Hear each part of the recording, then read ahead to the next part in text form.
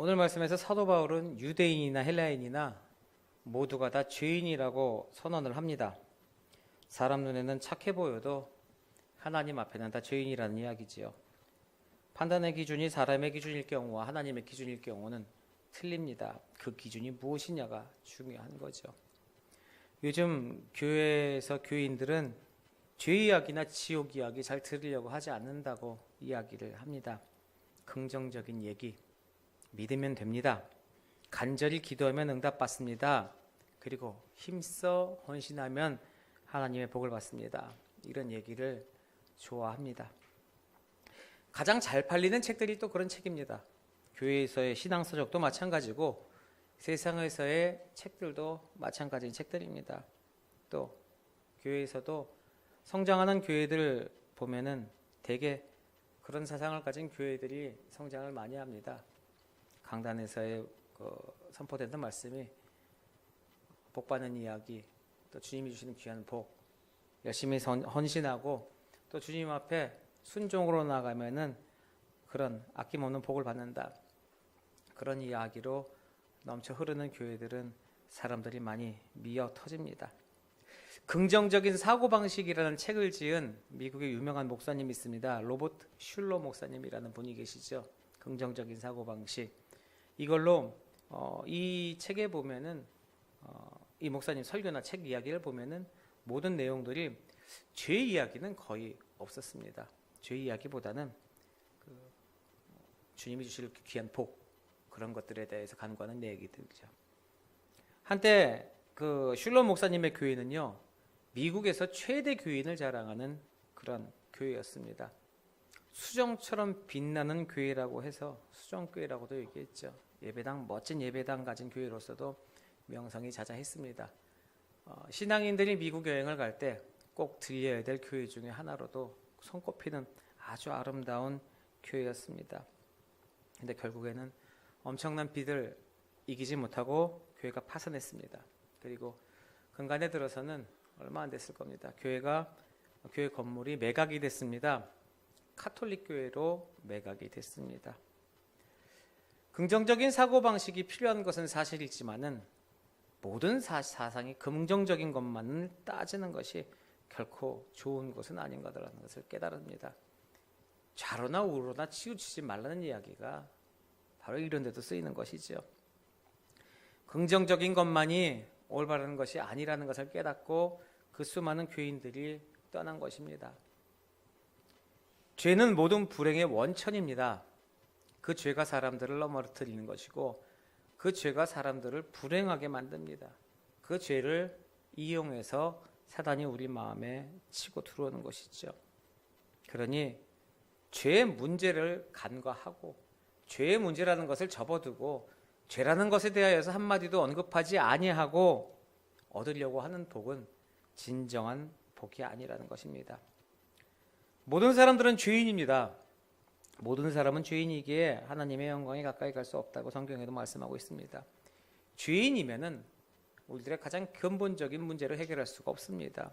그러니 그 죄 문제를 처리하지 않으면 길이 없다는 것이지요. 그러니 당연히 죄 문제에 대한 지적이 있어야 합니다. 내가 죄를 짓고 있다고 해서 그 죄의 이야기를 한다고 하면 얼굴색이 바뀌기 시작하죠. 그러나 그것은 정리해야 될 문제입니다. 오늘 본문 10절에서 12절을 보면은요, 기록된 바 의인은 없나니 하나도 없으며 깨닫는 자도 없고 하나님 찾는 자도 없고 다 치우참게 무익하게 되고 선을 행하는 자도 하나도 없다라고 얘기를 합니다. 이 구절 가장 많이 나오는 말이 없다라는 말이 많이 나옵니다. 없다, 없다, 없다. 이 세상에 죄 없는 사람 한 사람도 없다라고 이야기를 하죠. 우리가 보기에 선하게 보이는 사람일지 몰라도 하나님 보시기엔 다 죄인입니다. 세상의 판단, 모든 판단은 하나님이 하신다는 거죠. 근데 우리들의 지식과 우리들의 생각 가지고 판단을 합니다. 그렇게 살면 안 된다. 이렇게 살아야 한다. 그렇게 행동하면 안 된다. 이것이 맞는 거다. 난 저 사람 왜 이렇게 하는지 모르겠어. 이건 맞는 게 아닌데. 이건 분명히 다른 건데. 이건 틀린 건데. 나의 판단과 나의 생각 가지고 하는 것이 아니라 그 모든 판단은 하나님이 하시는 것이지요. 선하게 보이는 사람도 하나님 보시기엔 다 죄인입니다. 내가 깔끔하고 의롭게 살아온 것 같아도 내 삶을 돌아보면은 모든 것이 다 선하지만은 않다는 것이지요. 그럼 나에게 묻은 그 격가로는 어떻게 하겠습니까? 나에게 묻은 그 인분, 똥은 어떻게 하겠습니까? 교도소 선교하는 장로님이 계십니다. 이 장로님이 이렇게 얘기하셨다고 해요. 감옥에 갇힌 사람은 들킨 죄인이고 밖에서 살고 있는 사람들은 들키지 않은 죄인이라고 얘기합니다.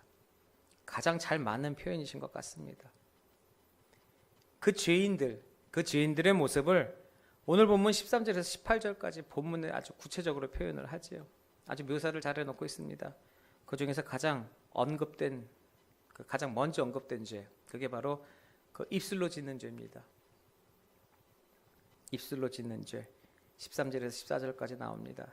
사람들은 정말로 많은 죄가 입에서부터 나옵니다. 입술로부터 시작합니다. 그러니 입술을 잘 지켜야 하지요. 그걸 가장 쉽게 볼 수 있는 내용이 애들 싸움입니다. 애들 싸울 때 처음부터 안 때립니다. 어른들 싸움도 마찬가지예요. 처음부터 치고받고 안 합니다. 처음에 뭐 해요? 약 올립니다. 막 욕합니다. 상대방을 무시하는 말로 입술로 싸웁니다. 그리고 나서 싸움이 시작되죠. 모든 죄가 나오는 곳은 입술입니다. 말실수에서 싸움되고요. 그리고 또한 발로 짓는 죄, 그리고 눈으로 짓는 죄도 언급되어 있습니다. 자, 이 이야기는 뭐겠습니까? 입술로도 죄를 짓고요, 발로도 죄를 짓고, 눈으로도 죄를 짓고, 보는 걸로도 죄를 짓고요, 말에도 죄 짓고, 걸어가서 내가 걷는 것 모든 것이 죄로 짓는다고 하여 사람 몸 모든 것이 죄로 물들어 있다는 뜻입니다. 왜 사람들이 죄에 빠지겠습니까? 18절에 말씀하지요. 하나님 두려워하지 않기 때문입니다. 하나님의 존재를 인지하지 못하기 때문이죠. 하나님 믿지 못하기 때문입니다. 아담과 하와의 이야기를 어제 청년들과의 성경 공부 나눔 시간에 잠시 이런 얘기를 나눴습니다. 선악과에 대한 문제. 선악과에 따먹은 하와의 의도가 무엇인지는 중요치 않다는 것이죠. 우리는 하와의 의도를 가지고 이야기를 많이 합니다. 하나님을 무시한 행위다. 하나님에 대한 불신앙이다. 하나님에 대한 그 동일하게 되고 싶은 욕망이다. 아니다. 하나님을 너무나도 사랑하기에 하나님과 닮아가고 싶어서, 하와가 정말로 그 마음을 닮아가고 싶어서, 너무나도 그간의 행동이 내가 제대로 못하는 것 같아서, 너무나도 부족해서 조금이라도 하나님 모습을 닮아갈 수 있다면은 내가 이걸 먹으면 하나님과 닮아간다니 우리 하나님 얼마나 즐거워하실까라는 마음으로 따먹을 수도 있다는 거죠. 그 모든 과정이나 그 모든 것들을 생각할 수 있는데 우리는 그것을 얘기하면 안 됩니다. 그 말씀 앞에 있던 바로 그 말씀이죠. 이것을 먹으면 정령 죽는답니다. 하나님이 선포하신 말씀이 있습니다. 하나님이 분명히 하셨어요. 먹으면 죽는다. 근데 왜 먹었습니까? 혹시라도 먹으면 죽지 않. 결국 뭐예요? 하나님이 하신 말씀 못 믿은 겁니다. 믿음이 없던 겁니다. 신앙이 없는 거죠. 그것을 이야기하고 있는 것입니다. 그럼 우리는 왜 세상 죄에 빠집니까? 하나님을 믿지 못하기 때문입니다. 하나님, 왜 선악과를 만드셔서 우리들을 죄의 심판에 왜 자꾸 홀리게 만듭니까? 하나님, 왜 죄라는 것을 만들어서 우리를 빠지게 만드십니까? 라고 하나님에게 우리가 책망하고 하나님한테 모든 책임을, 아니요, 하나님이 잘못하신 것 아무것도 없습니다. 하나님은 분명히 말씀하셨습니다. 죄 지면 죽는다고요. 나의 말씀 따르라고 모든 것을 가르쳐 주셨는데 그렇게 하지 못했습니다. 안 했습니다. 공부 안 하면 시험 떨어집니다. 일 안 하면 돈 못 법니다. 우리가 모두 알고 있는 모두의 방법인데 하지 않아 놓고 왜 세상을 탓하고 하나님을 탓하겠습니까? 그것은 불신앙입니다. 하나님을 두려워하지 않기 때문이죠. 이후에 하나님의 심판과 하나님의 나라가 이 땅에 다가오시고 예수 그리스도가 재림하실 것이라는 그 사실을 믿지 못하는 겁니다. 언젠간 오시겠지. 하지만 지금은 아니야. 결국 무엇입니까? 이전에 예수님께서 말씀하신, 하나님께서 얘기하신 그 말씀이 왜 우리들에겐 기억이 나지 않는 건가요? 그날의 도적같이 오리라. 너희도 모르고 나도 모르고 하늘에 계신 아버지만 아신다고 얘기한 그날이 왜 앞으로 100년 뒤고 앞으로 1000년 뒤고라고 생각을 하십니까? 왜 내 세대에는, 왜 오늘 이후에는 생길 거라는 그런 생각을 못하고 살아가는지. 늑대가 나타났다, 늑대가 나타났다라는 얘기가 있습니다. 처음에 늑대가 나타났다에는 사람들이 마구 반응을 했죠. 갔더니 안 나타났습니다. 두 번째도 늑대가 나타났다 달려갔습니다. 갔더니 없습니다. 세 번째 외침 땐 아무도 안 갔습니다. 그 이야기에서 우리들은 거짓말장애의 비참한 최후를 알 수 있다고 교훈하고 있지만, 그것을 조금 바꿔서 생각하면요, 우리들을 향한 경고일 수도 있습니다. 세 번째 안 나타날 거라는 확신을 누가 줬습니까? 제가 비록 2번, 3번 거짓말했는데 요번에는 진짜 있을 수 있지 않아요? 주님께서 온다고 얘기했는데 오늘도 아니고 내일도 아니고 모레도 아니고 살아보니까 아직까지 안 오고, 신앙생활 10년, 20년 했는데 아직 주님이 안 오셨다면 요번 세대는 안 오시겠구나. 사람들은 짚어 넘기는 걸 참 좋아합니다. 그것에 대해서 정말로 우리들에게 참 콕 집어서 얘기하는 게, 예전에 무한도전에서요, 어떤 것을 했냐면 갑자기 카드를 하나를 줬습니다. 그리고 나서 사고 싶은 걸 마음대로 사세요. 근데 1번부터 5번까지 순서를 정해서 첫 번째 사람이 쓰고 싶은 거 쓰고 나서 결제를 하세요. 두 번째 사람이 그 사람이 쓰고 나면 다음 사람이 쓸 수가 있습니다. 그런데 한도는 얼마인지 모릅니다. 만약에 여러분들이 쓰시다가 그 한도에 걸려서 한도 초과가 되면 그 사람이 그때까지 쓴 거 다 계산해야 됩니다. 이런 룰이 생긴 거예요.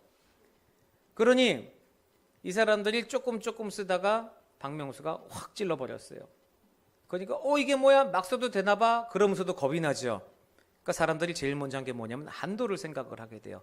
어느 단위로 끊었을까? 제작진의 의도를 생각합니다. 그러고 나서 자기들끼리 결론을 내죠. 100단위로 끊은 것 같다. 그러니까 99만 원 결제하고 나서는 100이 넘어가기에는 손이 부들부들 떨리는 거예요. 그러다 10원 단위로 결제하고 그러다가 등에 떠밀려서 한 명이 100이 딱 넘어갑니다. 이거 괜찮은가 보다. 다음 배까지는 괜찮아. 그러면 그다음부터 막 씁니다. 그런데 제작진의 의도는 그게 아니었거든요. 이들이 그동안 모아놨던 지각비를 모아서 너희들이 한 돈이니까 그걸 뭐 사서 이렇게 좋게 쓰는 그런 건데, 그 모습을 보면서 우리가 정해놓은 그 한도가 넘어가면요, 현실과는 상관없이 우리를 풀어집니다. 그러다가 다시 우리가 정해놓은 그 손이 오면 잔뜩 긴장을 합니다. 그걸 바라보는 제작진의 모습은 얼마나 고소하고 재밌었을까요? 물론 하나님은 고소하고 재밌진 않겠지만 얼마나 한심스러웠을까요? 오늘일까 내일일까 그 겁내던 모습이 너희들이 지금 사는 모습에 당장 모레일, 글피일, 내일, 한 달, 1년 계획하면서 한숨 푹푹 쉬는 주의 날이 언제일까를 그렇게 한푼 숨을 푹푹 쉬면서 걱정해봐라라는 그 하나님의 안타까운 모습이 보이지 않겠냐는 것이죠. 다 사람이 사는 자세가 그렇습니다. 이 삶에서 우리들이 성도로서 어떻게 살아야 하냐는 거예요. 겁내고 살자는 게 아니라니까요. 천국 지옥 얘기하면 사람들이 죄다 그런 얘기예요. 목사님 왜 겁을 주십니까? 전 이해가 안 돼. 교회 다니는 사람들에게 주님이 내일 오실지 어떻게 알아요? 그러니까 우리 준비합시다 그러면 왜 겁을 주냐요? 기쁘지 않습니까? 힘들다면서요. 세상 살아가기에 하루하루 힘든데 내일 주님 오시면은 이달 결제 안 해도 된다니까요. 주택부금 안 보도 되고요. 카드값 안 내도 되고요. 시험 안 봐도 돼요. 고3도 걱정 안 해도 되고 오히려 주님과. 근데 그것도 걱정이 되는데 그것보다 더 걱정되는 건 이 땅에서의 삶이 끝날까 봐 걱정을 한다는 겁니다. 그게 현재 살아가는 성도들의 자세라는 거예요. 의인은 하나도 없다라고 본문에서 말씀하십니다. 그런 우리들에게 보신 하나님의 말씀이죠. 그런 본문 말씀처럼요. 나는 하나님 앞에 비참한 죄인입니다. 그 사실 먼저 인지하고 그 사실 인정해야 희망이 있는 겁니다. 제가 계속 말씀드리잖아요. 의인이 아닙니다. 칭의. 하나님이 너 그래 알았다. 죄 없다고 내가 인정해준다. 그래서 그렇게 들어가는 거예요. 돈 안 내도 그냥 하나님이 그래 일로 와 입장권 그냥 넌 내가 아는 사람이니까 그냥 통과 이거지. 들어가서 공짜로 들어온 사람이 정당한 10만 원, 20만 원 패스 주고 들어온 사람처럼 가서 거기에 다 누리고 하려면 안 된다는 겁니다. 나는 누구 뒤에 뒷배로 들어온 사람이에요. 들어올 만한 가치가 없는 사람이라고 생각하고 그것을 받아 누리면서도 항상 감사한 마음, 당연한 게 아니라는 겁니다. 나는 부족한 사람이라는 것을 그런 사람으로서 그런 인생으로서 살아가야지만 장래에 희망이 있고 빛이 있다는 거죠. 의사 앞에서 환자가 창피하다고 옷 안 벗으면 진료 받겠습니까? 속으로 당장 진료를 받아야 되는데 제가 어제 씻지 않아서 청진기는 되지 않아 주셨으면 좋겠어요. 그럼 여기 상처에 환부라도 그쪽은 제가 여기 좀 자신 없는 부위라서 못 고칩니다. 의사에게는 창피하지 말고 환부를 보여줘야 하죠. 그 상처에 환부를 고치면서 의사가 물론 인간으로서는 그런 쓰레기 같은 사람도 있겠지만 그런 사람은 없습니다. 이렇게 뱃살이 튀어나와서 여기가 이렇게 찢어지는 게 꼬매지지가 않습니까? 이런 얘기하는 사람 없습니다. 의사는 성심성의껏 그 아픈 곳과 조롱하는 사람 없습니다. 우리 하나님도 그렇습니다. 죄 인정하는 사람, 그래 너는 그렇게 죄인인데 진작지 모지라고 이렇게 조롱하지 않습니다. 그래 지금 왔냐? 힘들었지? 다 안아주시고 품어주신다는 거죠. 죄사함 받으려면 먼저 인정해야 됩니다. 하나님 앞에 믿음으로 의롭게 서고 싶으십니까? 하나님께 인격적인 믿음으로 예수를 만나고 또 그 사랑 안에서 느끼고 싶으시면은 내 죄 있는 것을 인정해야 된다는 거예요. 내가 세상에서 잘난 사람이 아닙니다. 죄인이라는 거 듣기 싫습니다. 세상에서의 삶을 자꾸 얘기하면서 세상과의 싸움에서 넘어지는 나를 설교해서 자꾸 이야기가 나오고 있으면 내 얘기하는 것 같고 듣기 싫죠. 듣기 싫습니다. 그런데 쓴 약이 몸에 좋은 것처럼 내가 힘들고 어렵고 썩어가는 부분을 이야기를 듣고 그걸 도려낼 때 생명이 살아날 수가 있는 겁니다. 영혼에 살아나려면 내 안에 쓴 뿌리와 아픈 부분을 도려내야 된다는 것이죠. 근데 그것을 다른 사람이 도려내 주는 게 아니라 내가 도려내야 됩니다. 백날 얘기 들어서 되는 것이 아니라 그 이야기에 감동 감화 받고 내가 하나님의 은혜로서 그것을 도려내야 되는 겁니다. 어찌 보면 죄가 없다는 사람이 더 죄인일 수 있습니다. 사람에게 죄의식이 없어지는 것처럼 무서운 건 없습니다. 죄가 없기 때문이 아니라 죄가 너무 많기 때문에 죄에 대해서 무감각해져 있기 때문에 내가 죄가 없다고 생각하는 것이죠. 하나님에 대한 그 뚜렷한 의식, 하나님에 대한 그 뚜렷한 의지하심, 그것이 있으면은 죄에 대한 인식도 뚜렷해진다는 겁니다. 내가 의인에 가깝다는 생각 버리십시오. 다 똑같은 죄인입니다. 죄 인정하고 죄인임을 인정해야 된다는 겁니다. 하나님이 기뻐하시는 삶은요, 남의 허물을 통해서 내 허물을 깨닫는 삶입니다. 영안이 열리면 남의 허물이 보입니다. 그런데 그 허물을 보고 나서 그것을 정지하는 것이 아니라 그 허물이 보이면서 내 허물을 발견하게 된다는 거죠. 사람이 유명해지면요, 언론과 대중은 무섭게 그 사람을 난도질을 합니다. 그 사람을 이렇게 좀 올려주고 칭찬하는 것이 아니라 참 그 사람에 대한 그 한 사람, 유명한 사람의 허물이 요만큼 드러나면 그냥 조그만 것만 나와도 마구마구 난도질을 해대죠. 유명인들 뭐 하나 잘못하면 막 사형시켜야 된다고. 아니 뭐 말 한마디 잘못하면 사형이라고 국민청원 올리고요. 도대체 왜 못 잡아먹어서 알린지요? 그렇게 얘기하는 나 자신은 어떤지 돌아봐야 한다는 겁니다. 사람들 다 비슷합니다. 남한테 어떤 결점이 있으면요, 나한테도 그런 결점이 있습니다. 살짝 모양만 다를 뿐이죠. 나에게도 결점이 있습니다. 그러니 자기중심적으로 판단하지 마시고 남의 기질, 성격, 습관, 태도 이런 거 판단할 때는 최대한 나의 삶 먼저 돌아보시고 나서 그 다음 판단하십시오.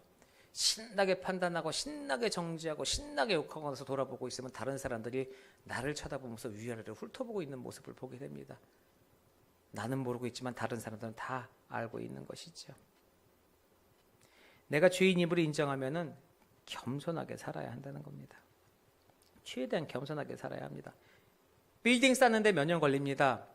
무너지는 건 한순간입니다. 사람들도 무너질 때는 한순간에 무너지죠. 그러니 늘 겸손함 잃지 말고 처음에는 다 겸손하게 시작해요. 그러다가 어느 정도 시간 지나고 나면은 하나님께 영광을 돌려야 되는데 그 영광이 다 내 앞으로 오게 된다는 거죠. 급속도로 망하는 길입니다. 사도행전 12장에 보면요, 헤롯의 연설에 사람들이 갈채를 합니다. 환호를 보내죠. 그러면서 얘기합니다. 이게 바로 신의 소리다 라고 얘기합니다. 그 사람들의 환호, 그 환호, 독과 쇠와 같은 그 환호를 들이마심으로 인하여서 헤롯은 결국 비참한 최후를 맞이한 것입니다. 사람들 목소리에 귀 기울이는 순간 그의 생활과 그의 모든 삶은 모든 게 무너져 버렸습니다. 그러니 늘 겸손과 감사를 잊지 말아야 합니다. 정말 작은 것도 작은 게 아닙니다. 내가 그걸 받을 만한 존재가 아니라는 걸 인정해야 된다는 거죠. 왜 나는 요만한 초콜릿 주고 쟤는 이렇게 큰 케이크를 주고 이게 뭐예요 도대체. 입 심술 나오는 게 나는 요 초콜릿 조각도 받을 일을 한 적이 없어요. 이거는 내가 한 것에 대한 받은 겁니다.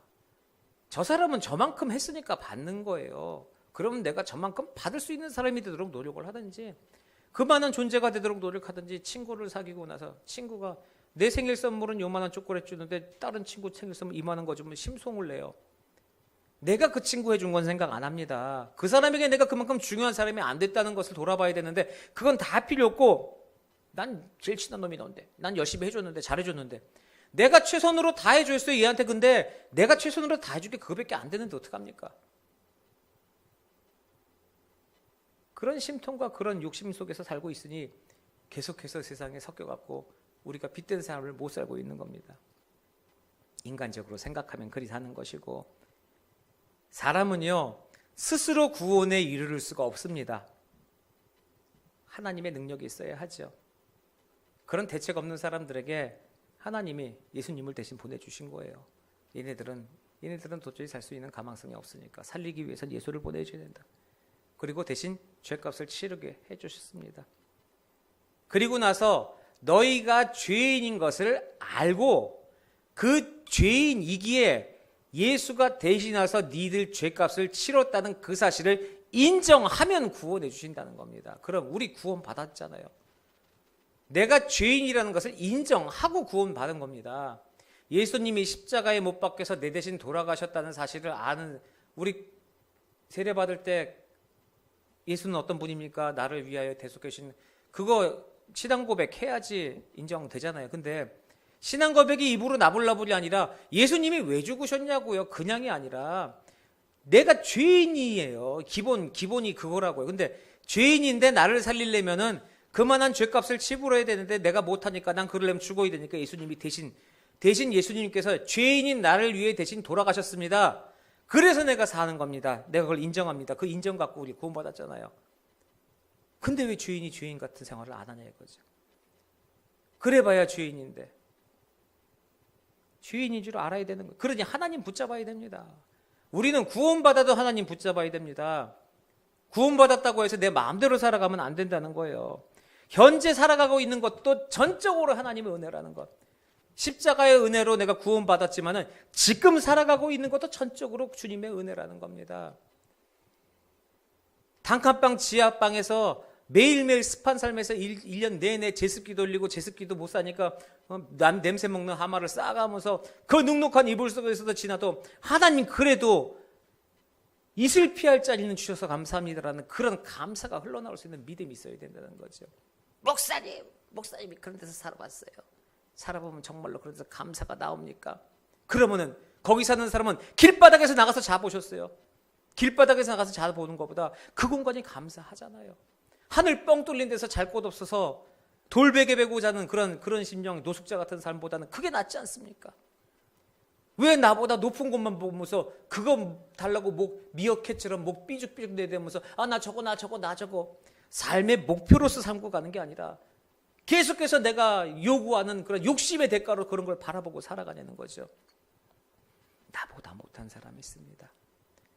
나보다 못한 사람보다 내가 받은 것을 감사하고 나보다 많은 사람들을 보고 나도 저렇게 달려가야겠다라는 그런 꿈을 갖고 살아가라는 것이지 나보다 높은 사람에게는 욕심과 그런 것 때문에 나도 당연히 저런 걸 받아야 되는데 하고 그 사람 보면서는 저게 내 건데 저 자리가 내 것인데 그 박진영의 노래처럼 네가 있어야 할 그 집이 내 집이어야 해.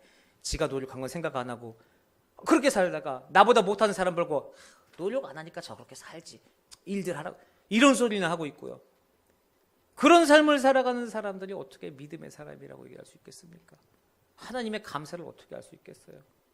그러니 우리 있는 자신에 대하여서 내가 이룬 것이 없다는 하나님의 용서와 자비로 내가 여기까지 왔다는 것을 인정하셔야 한다는 겁니다.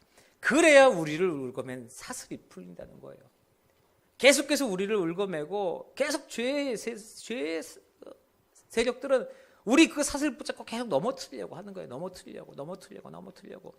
우리가 넘어져야 우리의 모습을 보고 세상에 안 믿는 사람들이 예수를 부인하게 돼요. 우리야 주의 자녀입니다. 우리 구원받은 사람들은 사단이 아무리 찢고 까불고 해도 우리 못 걸어냅니다. 지옥으로. 하나님의 자녀입니다. 하나님 지키십니다. 그런데도 사단이 계속 잡아 끌잖아요. 왜요? 우리가 자빠져야 저거 봐라. 믿는 게 저러니까 믿어봐서 왜 그랬는데 내가 예수 안 믿어. 이러고 나서 돌아가는 거예요. 수많은 사람들이 예수께 멀어집니다. 그거 노리는 겁니다. 거기 넘어지면 안 됩니다. 거기 넘어지면. 육지에서 1000km 떨어진 바다에요. 배가 침몰했습니다. 2명이 빠졌어요. 바닷물에. 한 명은 수영 선수고 한 명은 수영을 전혀 못했습니다. 누가 살아남았겠습니까? 육지에서 1000km 떨어진 바다에 배가 침몰해서 2명이 빠졌어요. 한 명은 수영 선수, 한 명은 수영을 하나도 못한 사람. 자, 누가 살아남았겠습니까? 둘 다 죽었습니다. 1000km 떨어진 데 수영 선수 자기 실력 믿고 수영 열심히 했겠죠. 1000km를 수영할 수 있는 사람은 없습니다. 그 사람 죽었습니다. 결국 수영 못하는 사람처럼 둘 다 빠져 죽었다는 거예요. 그러면 그 사람들이 살아날 수 있는 방법은 뭡니까? 수영을 잘하건 못하건이 문제가 아니에요. 지나가던 구조선이 있어야 됩니다. 그 구조선에서 던진 그 구조선의 밧줄만이 유일하게 그 사람들이 살아나갈 수 있는 방법이에요. 이 땅에서 우리가 살아날 수 있는 방법은 내가 아무리 잘나도 안 된다는 겁니다. 하나밖에 없습니다. 하나님께 의지해야 됩니다. 우리 죄인의 모습이 바로 그 육지에서 1000km 떨어진 곳에 빠져있는 수영선수 모습과 똑같다는 거예요. 스스로 아무리 선한 행동을 해도 온전한 의인이 될 수 없습니다. 사람이 스스로 하나님 앞에 설 수 있는 길은 없기 때문이죠. 자기 의 내세우면은 더 희망 없습니다. 죄인 사는 길 하나님이 붙드는 수밖에 없습니다. 은혜를 붙드는 길밖에 없습니다. 자기 의 내세우지 마십시오. 죄 처리 문제에 대해서 하면 된다, 할 수 있다, 해보자. 이건 죄에 대한 문제가 아닙니다. 전도표지. 예수님 붙들어야 된다고 생각해야 됩니다. 그 능력을 의지하지 않고는 우리는 살아날 수 없다. 예수 그리스도의 십자가를 붙들고 사는 사람, 예수 그리스도의 십자가로 인하여서 죄사함 받은 존재에게 나타나는 가장 뚜렷한 삶의 증거인 모습이 있습니다. 그게 뭐냐면 바로 용서하는 삶입니다. 내가 용서를 받았기 때문입니다. 내가 얼마나 죽일 놈인데 그걸 용서받았는지 아는 사람이면은 그 누구도 용서할 수 있습니다. 참된 탁월함은 바로 그 용서함에 있는 것이죠. 용서에 탁월한 자가 되시길 바랍니다. 하나님은 하나님의 용서받은 자가 또 남에 대한 용서를 하시기를 원하고 계십니다. 십자가 앞세워서 죄의 문제 해결하고 또 범사에 감사하고 남의 삶에 대하여서 용서할 수 있는, 내 눈에는 정말로 마음에 들지 않고 내가 보기에는 저 인생 왜 저렇게 사는지 도저히 이해가 되지도 않고 사람 답답하게 여기저기 피해 주는 삶이고 저런 인생 자체 사는 것 자체가 짜증나고 힘들지라도 그 사람 긍휼히 보시고 그 사람 덮어주시고 용서할 줄 아는 그런 은혜 아는 자, 하나님의 은혜 아는 자로 살아가시는 귀한 하나님의 성도님들 되시기를, 자녀 되시기를 주님의 이름으로 축원합니다.